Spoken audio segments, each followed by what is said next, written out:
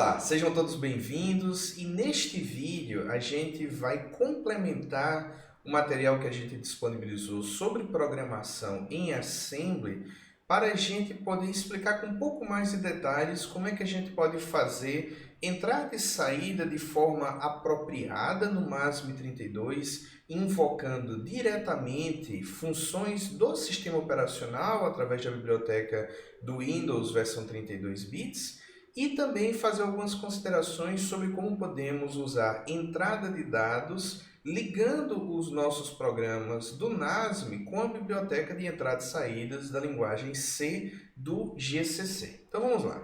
Começando pela entrada e saída no Windows, na versão 32 bits, a forma mais adequada de se fazer isso é através de chamadas à biblioteca kernel 32. Isso porque nas nossas últimas videoaulas a gente utilizou uma macro printf que indiretamente fazia chamadas a essas funções do kernel 32. A macro, ela tenta simular o funcionamento do printf lá da linguagem C, porém algumas coisas não funcionam exatamente como no printf original e isso pode levar a uma série de maus entendidos. E é por esse motivo que quando a gente atinge uma maior maturidade na programação Assembly, no MASM, eu deixo de recomendar o uso da macro printf e passo a recomendar o uso das funcionalidades da biblioteca kernel 32 de forma direta. Para que a gente possa utilizar as funções dessa biblioteca, a gente vai precisar garantir que alguns includes foram incluídos no nosso programa. O primeiro deles é esse include windows.inc, onde a gente tem a definição de nomes simbólicos para constantes, por exemplo. Então é aqui onde a gente tem definido coisas como null, stdoutputHandle, que é uma constante, e por aí vai. Essas constantes são comumente utilizadas em chamadas de funções da biblioteca do kernel 32. E a biblioteca propriamente dita deve ter o seu cabeçalho incluído dessa forma aqui, kernel32.inc, e a implementação, o código propriamente dito, é feito utilizando o include_lib, e é a partir daqui que a gente ganha acesso às chamadas para funções como getStdHandle, writeConsole, exitProcess e por aí vai. O processo da gente fazer uma saída de dados, ele é basicamente como está ilustrado aqui, certo? Vamos supor que eu tenha uma string hello world e eu queira imprimir essa string. Tipicamente, eu vou precisar de pelo menos duas variáveis auxiliares. Uma que eu estou chamando de handle para o output, ela vai receber um handle para a console onde a string será impressa. Então pensem que esse handle é como se fosse o identificador de um arquivo e que a gente está tratando a console como um arquivo. Então a gente precisa passar o identificador de onde a gente quer colocar esse string, em qual arquivo, que no caso é a console, e para isso a gente vai utilizar essa variável que é um inteiro de 32 bits. E eu também vou usar uma variável que é a contagem dos caracteres que foram efetivamente escritos na console, porque isso é um retorno da nossa função de escrita na console. A gente vai escrever uma string e essa função deve retornar, entre outras coisas, quantos caracteres foram efetivamente escritos na console. E aí, como é que eu faço isso? Primeiro eu vou avisar que eu estou usando duas formas da gente chamar uma função, uma que é puramente assembly e a outra que é específica do assembler MASM. Para obter o handle de saída que eu acabei de explicar agora há pouco, eu preciso chamar a função getStdHandle. E eu preciso passar um valor para diferenciar qual é o tipo de handle que eu quero. É um handle de entrada ou um handle de saída?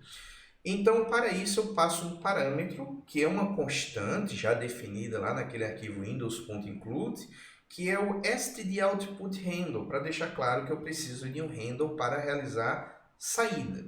Então, eu coloco na pilha essa constante, que é o meu parâmetro, e chamo getStdHandle. Eu poderia fazer a mesma coisa como invoke getStdHandle, stdoutputHandle. Posso, eu só estou ilustrando aqui que essas formas são equivalentes. E o retorno dessa chamada vai estar disponível em EAX, né, como muitas convenções de chamada adotam. Então eu vou mover esse valor de EAX para uma variável da memória que vai persistir esse valor ao longo da execução do programa e que eu chamei aqui de output handle.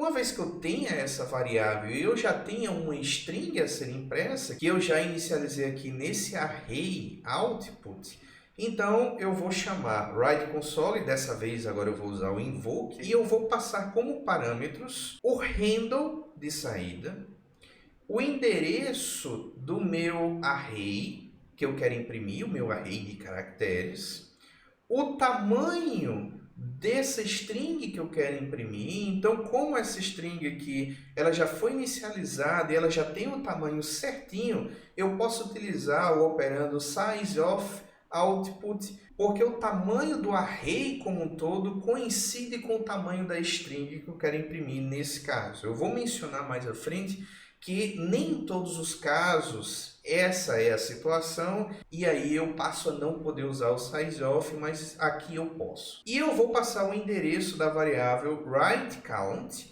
que eu estou utilizando justamente para registrar quantos caracteres foram efetivamente escritos na tela. Esse último parâmetro aqui é null, e o motivo é meio bobo, é porque no próprio manual da Microsoft ela pede para ser informado null. Muitas pessoas acreditam que isso era um espaço que ficou reservado para um parâmetro que a Microsoft pensou que talvez um dia fosse usar, mas nunca efetivamente usou, então aqui é null obrigatório até hoje. E por fim eu faço a minha saída do programa normal como eu vim fazendo até então, tá? Então dessa forma eu vou conseguir imprimir strings na console. Lembrando que nas funções do sistema operacional eu sempre imprimo strings na console e eu sempre leio strings da console.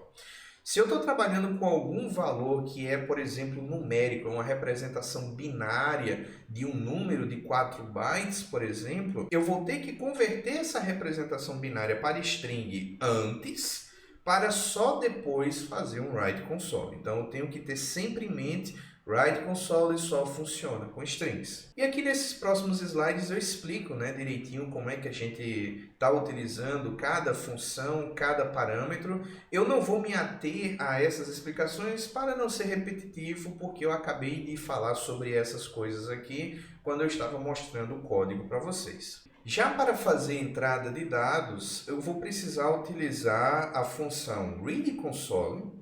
Eu vou precisar de um handle de entrada de dados e como a priori eu não sei o tamanho da string que o usuário final ele vai digitar na minha console quando eu receber, então eu vou precisar de função auxiliar para determinar qual foi o tamanho da string. Procurando nessa string onde está o byte 0, que é o que vai nos indicar o fim da string e a partir daí permitir que a gente conheça o tamanho dessa string. Então, para isso, eu irei utilizar também uma função da biblioteca do MASM32 e por esse motivo eu estou precisando adicionar um include aqui de cabeçalho, que é o masm32.inc, e o include_lib, que é o masm32.lib. E aí a gente vai ver já já onde foi que a gente usou isso. Nesse programa, quais foram as primeiras coisas que eu fiz? Bom, chamar a função getStdHandle para poder obter um handle de entrada e um handle de saída e gravar esses handles em variáveis específicas para armazená-los. Então aqui eu fiz o invoke getStdHandle para obter um handle de entrada e um handle de saída. Então isso a gente pode ver nesses invokes aqui. Dessa vez eu padronizei todas as chamadas como invokes, eu não estou utilizando mais a chamada do assembly puro. Se eu quisesse eu poderia fazer, como sempre, isso não tem problema. E em seguida eu chamo invoke readConsole, tá? E os parâmetros que eu passo são muito semelhantes àqueles que eu passei em writeConsole, onde eu tenho que passar o input handle, eu tenho que passar o endereço de um array de caracteres onde eu quero armazenar a string recebida, eu devo passar o tamanho dessa string que eu estou disponibilizando para armazenar o que o usuário digitar, e aqui eu uso um sizeOf porque, bom, o tamanho da string que eu defini aqui é de 50 caracteres, então eu quero informar que todos esses 50 caracteres eles estão disponíveis aqui para a escrita dessa string, e eu passo o endereço de uma variável numérica, né, uma variável inteira de 32 bits, para armazenar quantos caracteres foram efetivamente lidos. E aqui eu chamei essa variável de console count, porque eu vou reaproveitar ela tanto para contar quantos caracteres foram efetivamente lidos da console, como quantos caracteres foram efetivamente escritos na console. E uma vez que eu tenha recebido essa string, eu preciso determinar o tamanho da string recebida. Eu disponibilizei 50 caracteres, mas o usuário pode ter digitado 1. Então, eu preciso determinar o tamanho dessa string para que eu possa imprimi-la de forma correta. Então, para isso, eu chamo uma função aqui chamada strlen, tá? De string length, ou comprimento da string, onde eu informo o endereço de uma string e essa função me retorna o tamanho dela através do registrador EAX. Então, após invocar essa função, eu movo o conteúdo de EAX para uma variável específica para guardar esse tamanho e em seguida eu invoco o write_console, como eu fiz anteriormente, para poder imprimir a string lida. Então eu vou informar o output handle, eu vou informar aqui o endereço de onde começa a string, que é o input string, o mesmo que eu usei aqui para fazer a leitura, né, da console. Porém o tamanho agora eu não vou informar size of o input string, porque eu não vou informar como tamanho a string inteira que eu disponibilizei, justamente considerando o caso de que o usuário pode ter digitado menos coisas. Então, eu vou utilizar como tamanho o tamanho que eu descobri aqui utilizando a função strlen. E, por fim, o endereço de uma variável para armazenar quantos caracteres vão ser efetivamente escritos na console e null. E uma informação interessante é que no caso do read console, esse null ele sim tem um propósito. A gente não faz uso desse parâmetro aqui, porém a gente pode definir algum outro caractere que seja utilizado como terminador de string, por exemplo. Existem constantes na biblioteca do kernel 32 que permitem que a gente faça isso, e a gente pode fazer isso através desse último parâmetro na chamada de read console. Mais uma vez, a gente tem um slide em que a gente faz a explicação desses parâmetros que eu acabei de explicar, então eu vou passar por ele rapidão. E como eu já falei, é necessário que a gente esteja atentos para a conversão entre strings em números binários, para que eu, por exemplo, possa passar esses números em operações como add, sub, move, end, tá?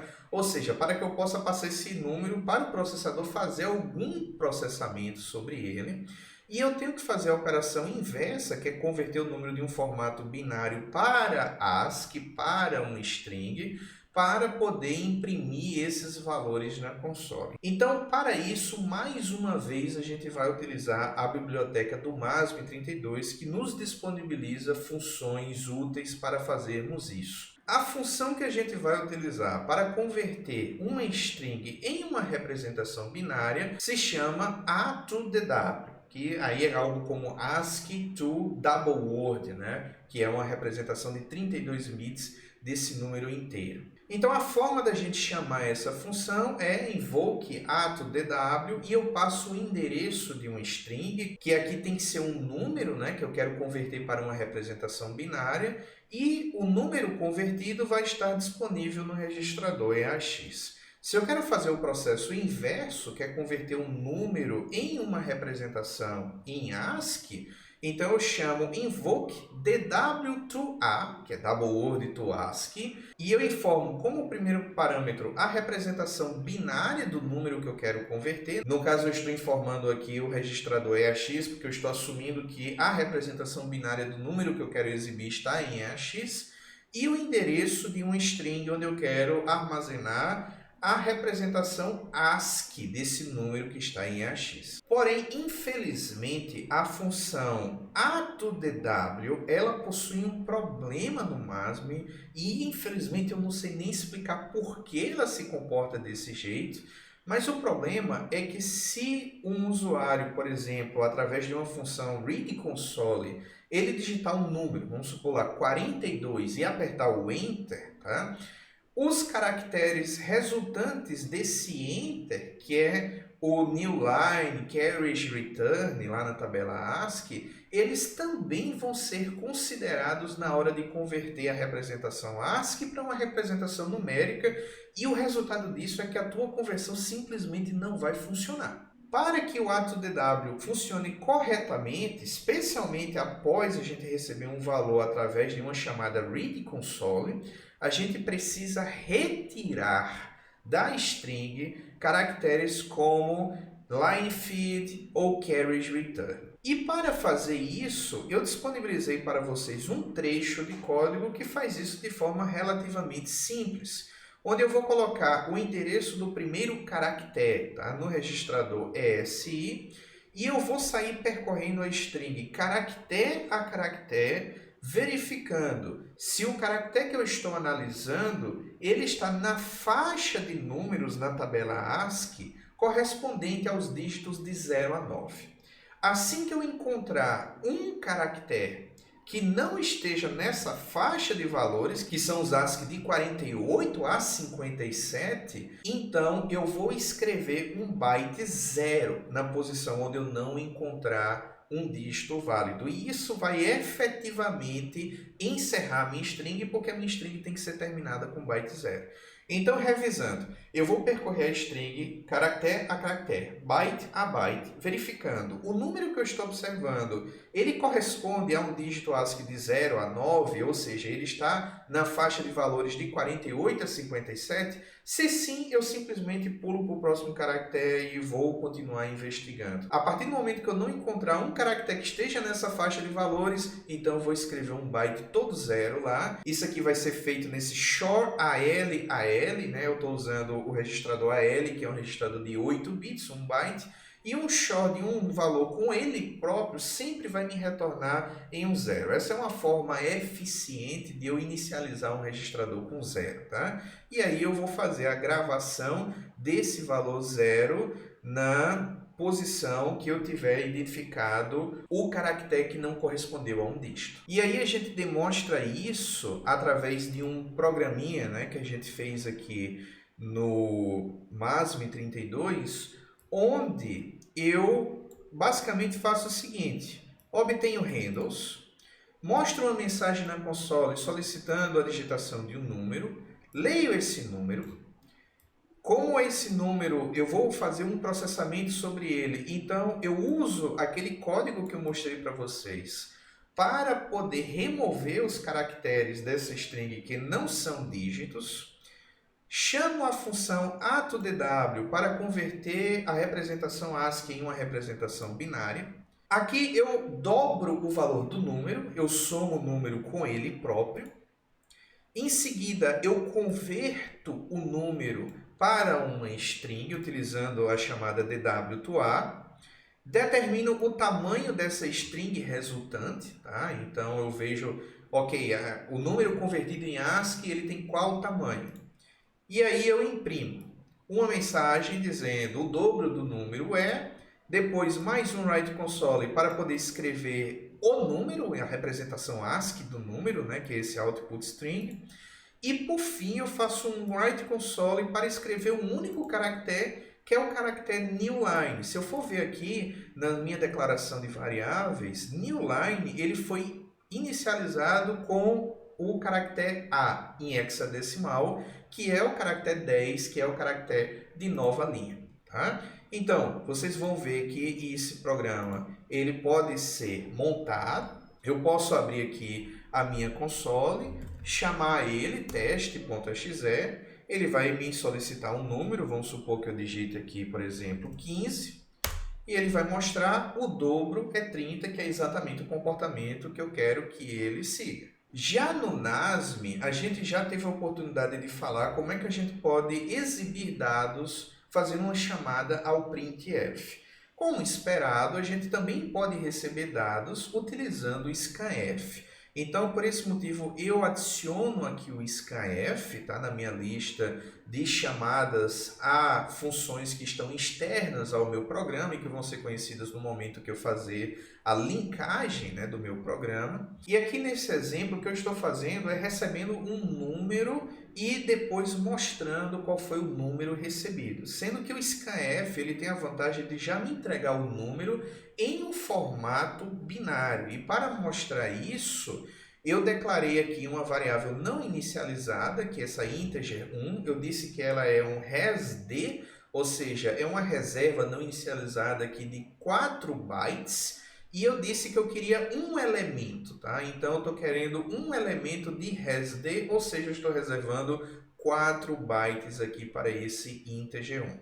Eu criei aqui uma string que é a minha mensagem de saída, o resultado é, e a flag dizendo que o valor que eu quero mostrar é numérico. Uma string para solicitar dados na entrada e uma string de formatação para eu especificar como eu quero interpretar o dado que o usuário vai estar digitando na console. Então, a conversão ela meio que está embutida nessas flags %d que a gente está utilizando nessas strings. E aí eu utilizo a convenção de chamadas para a biblioteca C de 32 bits, que é empilhando os parâmetros, tá? Do último para o primeiro. Aqui no meu primeiro printf eu só vou ter um parâmetro, vou imprimir uma string, não vou passar mais parâmetro nenhum. Então simplesmente faço push request call printf e depois eu adiciono 4 ao registrador que controla o topo da pilha, porque na convenção de chamadas aqui é o chamador, é a minha subrotina que chamou a função, que deve incrementar esse registrador que aponta para o topo da pilha para excluir da pilha os parâmetros que a gente passou.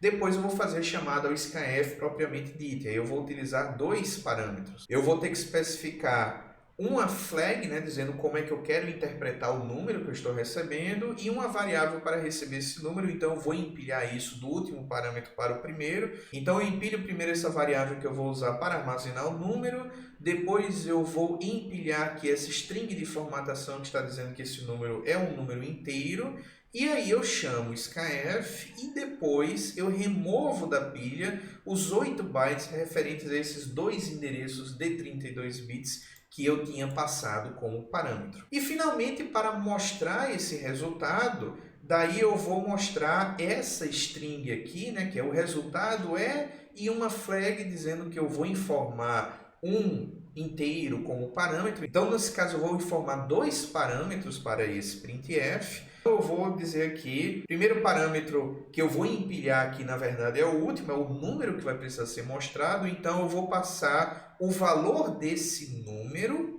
informando o tipo que é the word, tá? Essa é a forma correta de eu informar o número que eu quero, garantindo que esse número vai ser armazenado na pilha com um valor de 4 bytes como um valor double word. Depois eu vou colocar na pilha o endereço da string que especifica, né, exatamente como eu quero mostrar as coisas na tela.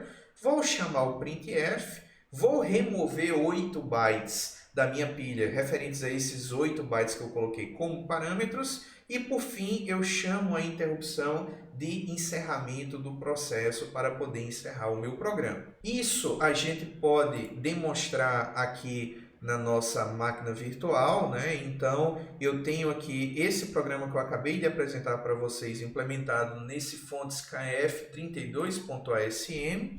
Então, método normal, né? Eu vou chamar aqui nasm-f elf scanf32.asm e aí eu vou gerar o arquivo obj.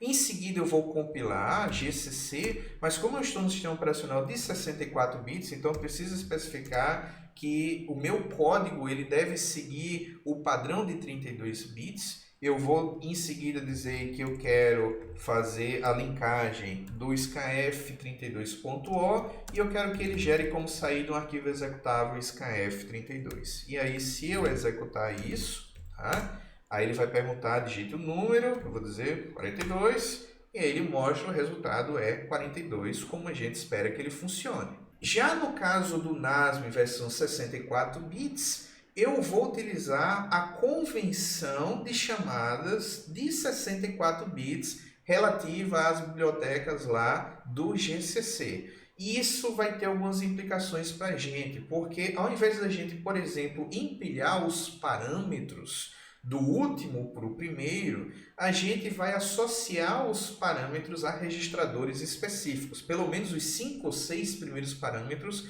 devem ser associados a registradores e só parâmetros que venham após esses é que seriam utilizados a partir da pilha. E aí eu tenho uma convenção, por exemplo, o primeiro parâmetro deve estar no registrador RDI, o segundo parâmetro deve estar no registrador RSI e por aí vai. A gente pode consultar isso na documentação, tá? Está amplamente disponível na internet qual é a convenção utilizada em 64 bits para passagens de parâmetros. Além disso, também faz parte da convenção a gente garantir que antes de qualquer chamada, a nossa pilha, o topo da pilha, ela esteja alinhada a um valor de 16 bytes. Ou seja, o topo da pilha ele tem que conter um endereço que seja sempre múltiplo de 16 bytes, provavelmente por questões de desempenho, para coincidir com tamanhos de linhas de cache, que são 128 bits, e por aí vai. Então são questões que foram definidas, né, por esse sistema operacional que, bom, certamente houveram motivos e que a gente tem que seguir. Então nesse programa muito similar ao que a gente acabou de mostrar para o 32 bits, eu vou destacar as diferenças. A primeira diferença é que eu coloquei na pilha, né, o valor do registrador RBP, que é um registrador de 8 bytes, tá? Um registrador de 64 bits. Eu fiz isso porque quando eu entro no meu programa, dessa forma como ele está escrito aqui, a pilha é inicializada com 8 bytes nela. Então, para eu garantir que o meu topo da pilha não esteja em uma coisa que seja múltipla de 8, mas sim múltiplo de 16 bytes, então eu adiciono mais 8 bytes na pilha somente para garantir que a pilha, o topo da pilha, no momento que eu começar a fazer chamadas de funções, esteja um endereço que seja múltiplo de 16. Existem outras formas que eu poderia usar para garantir isso. Aqui eu preferi simplesmente pegar o valor da base da pilha e empilhar no início da execução do programa. No final, lembrar de desempilhar e, em princípio, eu cumpro o meu requisito aqui de alinhamento a palavras de 16 bits na questão da pilha. Daí eu faço a minha passagem de parâmetros seguindo a convenção. Meu primeiro printf ele só precisa de um parâmetro, que é mostrar essa mensagem aqui, digite o número. Então, como eu vou precisar de um único parâmetro, eu movo esse endereço para o registrador RDI, conforme especificado na convenção de chamadas. Eu zero o registrador RAX, porque esse valor em RAX ele sempre é utilizado para especificar quantos registradores do tipo MMX que estão disponíveis também no processador eu estou utilizando para passar parâmetros. Nesse exemplo eu não estou usando nenhum, por isso que RAX precisa conter 0.